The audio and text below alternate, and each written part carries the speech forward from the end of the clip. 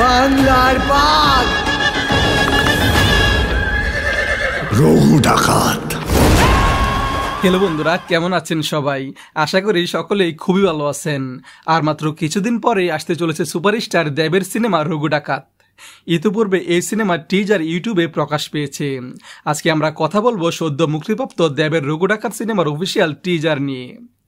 বাংলা সিনেমার দর্শকদের মধ্যে ইতিমধ্যে দারুণ উত্তেজনা তৈরি হয়েছে এই টিজারটি দেখে। চলুন দেখি টিজারটি কেমন লাগলো আর কি কি ভালো মন্দ দিক চোখে পড়লো।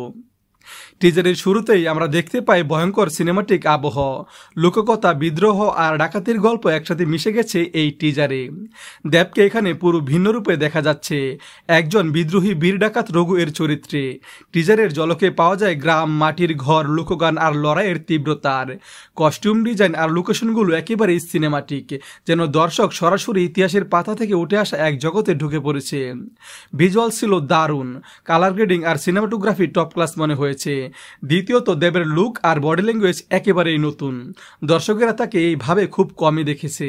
তৃতীয়ত ব্যাকগ্রাউন্ড মিউজিক টিজারকে আরো ভয়ঙ্কর ও এপিক ফিল দিয়েছে।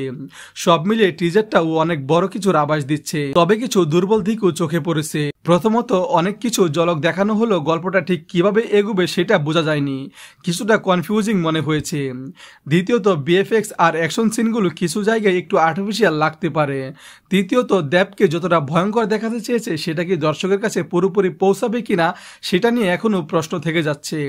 সব মিলিয়ে বলতে গেলে রঘু ডাকাতের টিজার বাংলা সিনেমার ভিজুয়াল লেভেলকে এক ধাপ উপরে তুলেছে আর দর্শকদের ভেতর কৌতূহল জাগাতে পুরোপুরিভাবে সফল হয়েছে। হ্যাঁ, কিছু দুর্বলতা আছে, কিন্তু একটা টিজার হিসাবে এটা নিজের কাজটা সেরেছে, আমাদের আরো বেশি করে ট্রেলারের জন্য অপেক্ষা করতে বাধ্য করছে।